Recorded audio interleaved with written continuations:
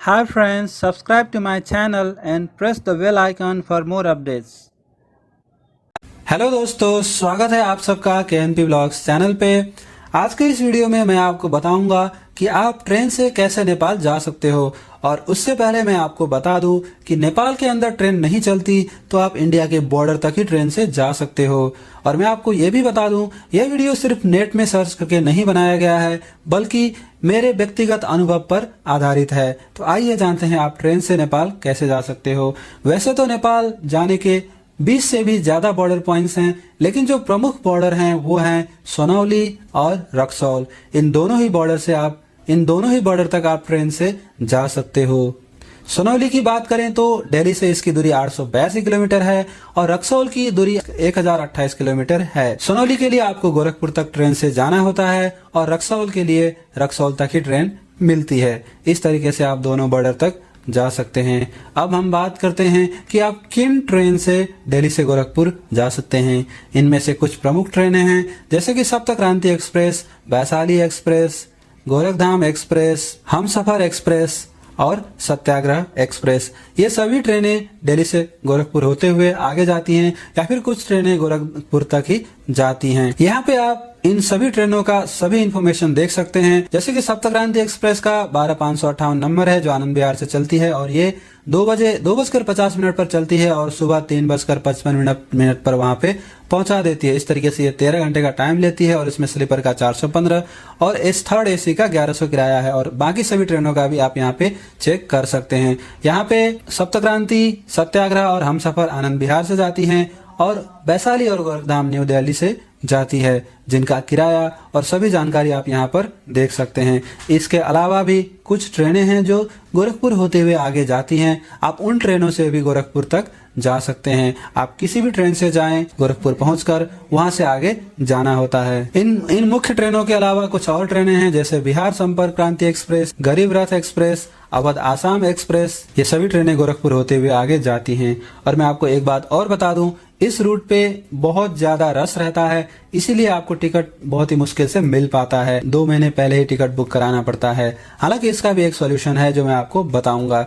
अब आप इन सभी ट्रेनों से जब आप गोरखपुर पहुंच जाते हैं तो आपको गोरखपुर ट्रेन स्टेशन में उतरने के बाद बाहर जाना होता है और वहां से सुनौली के लिए बस पकड़ना होता है। यहाँ पे भी आपके पास 2 ऑप्शंस हैं। चाहे तो आप ट्रेन से भी नौतनवा तक जा सकते हैं। नौतनवा सुनौली से 5 किलोमीटर पहले पड़ता है, जो बॉर्डर के बिल्कुल पास में है। अगर आप ट्रेन से जाना चाहें तो नौतनवा तक ट्रेन से जा सकते हैं। गोरखपुर से 2 ट्रेनें नौतनवा तक जाती हैं। एक है दुर्ग नौतनवा एक्सप्रेस, जिसका टाइम है 11 बजे के आसपास और वहां से हर 3 घंटे में पैसेंजर ट्रेन भी जाती है, जिसका टाइम है सुबह 6 बजे, फिर 12 बजे और फिर शाम को 3 बजे। या ये टाइम बदलता रहता है। आप इसे IRCTC में चेक कर सकते हैं। तो अगर आप ट्रेन से जाते हैं तो आप नौतनवा तक पहुंचते हैं और नौतनवा से फिर आपको टैक्सी लेकर सुनौली बॉर्डर तक पहुंचना होता है।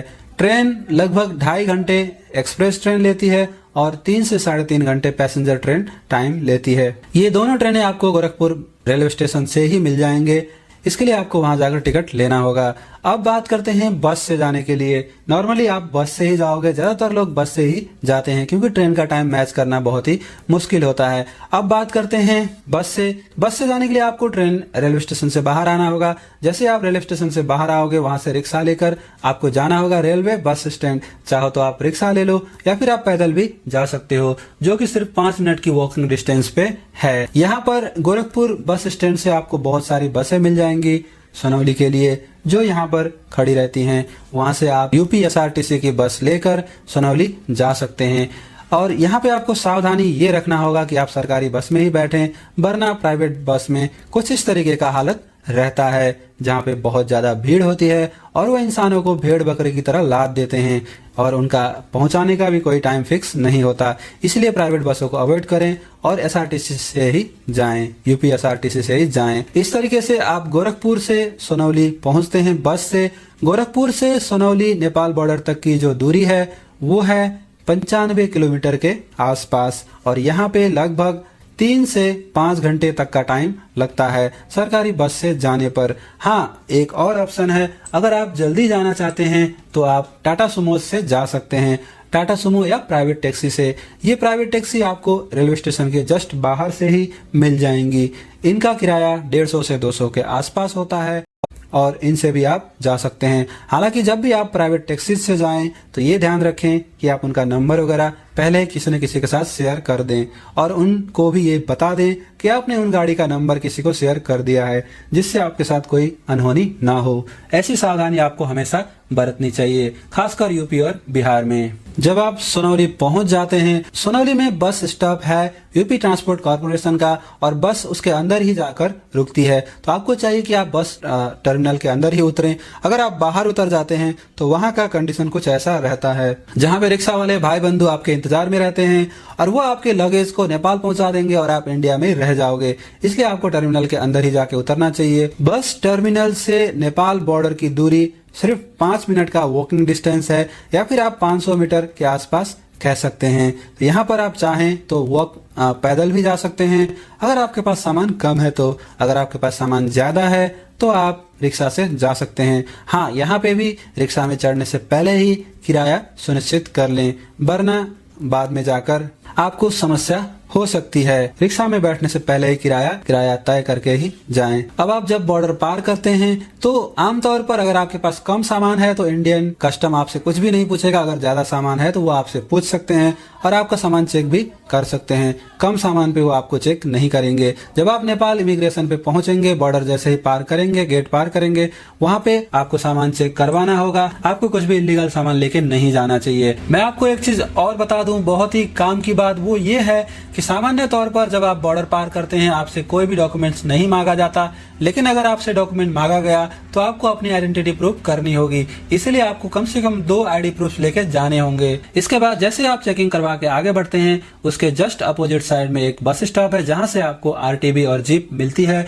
सिद्धार्थ नगर के लिए, और ये है आपका सोनौली नेपाल। तो अब आप मुस्कुराइए, आप नेपाल पहुंच चुके हैं। जो ये नेपाल का बॉर्डर है और ये नेपाल का सोनौली है। सोनौली के नेपाल साइड में आप पहुंच चुके हैं। अगर आप नेपाल का सिम परचेज करना चाहते हैं तो आप यहाँ से सोनौली से या फिर भैरहवा में जाकर परचेज कर सकते हैं, जिससे आपको नेट चलाना काफी सस्ता हो जाएगा। ज्यादा जानकारी के लिए आप दूसरा वीडियो देख सकते हैं जिसको मैंने आई बटन पे दिया हुआ है। अब यहाँ से आपको जीप या आरटीवी लेनी होती है सिद्धार्थ नगर अथवा भैरहवा जाने के लिए, जो कि यहाँ से 5 किलोमीटर की दूरी पर है। यहाँ से आपको 15 से 20 रुपए में भैरहवा पहुंच जाते हैं आरटीवी और जीप के माध्यम से।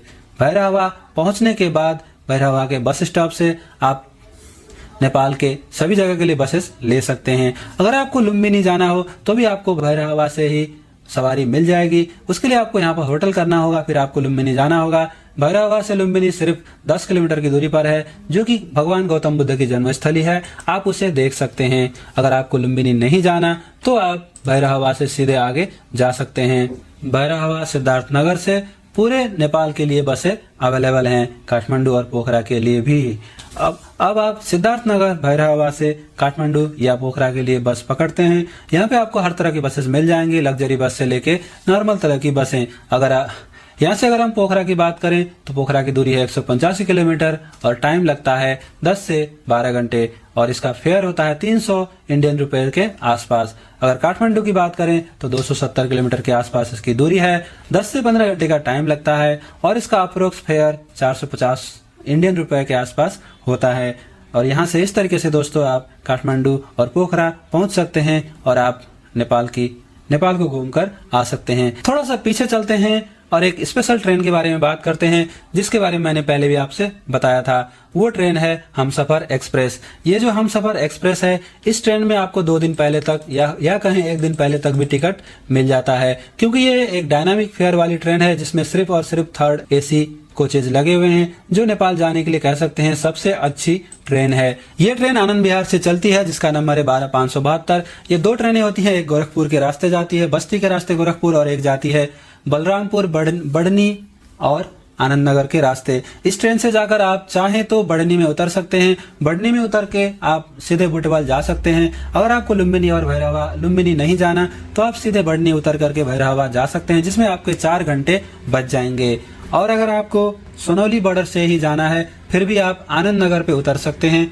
आनंद नगर से सोनौली की दूरी है सिर्फ और सिर्फ 2 अथवा 2.5 घंटे की। ये जो आनंद नगर स्टेशन है ये गोरखपुर और सोनौली के बीच में पड़ता है। तो अगर आप इस ट्रेन से जाते हैं गोरखपुर हमसफर एक्सप्रेस 12572 से, तो आप बढ़नी या फिर आनंद नगर में उतर करके अपना 4 से 2 घंटे का टाइम बचा सकते हैं और उससे आगे की यात्रा उसी तरीके से होगी जैसा मैंने पहले आपको बताया है। हालांकि इस ट्रेन का जो किराया है वो 1200 रुपए से शुरू होकर 2000 रुपए तक जाता है, लेकिन इसका टिकट आपको एक दिन पहले तक आसानी से मिल जाएगा। तो दोस्तों इस तरीके से मैंने आपको पूरी बातें बताई जितना मुझे याद आया। इसके अलावा भी अगर आप कुछ पूछना चाहते हैं तो आप मुझे कमेंट करके पूछ सकते हैं। आशा करता हूँ आप लोगों को ये वीडियो पसंद आएगा। अगर ये वीडियो पसंद आए इस वीडियो को लाइक कीजिएगा और शेयर भी कीजिएगा, और अगर आपने मेरे चैनल को अभी तक सब्सक्राइब नहीं किया है तो प्लीज सब्सक्राइब कर लीजिएगा। मिलते हैं किसी और वीडियो में, तब तक के लिए अपना ख्याल रखिएगा। जय हिंद।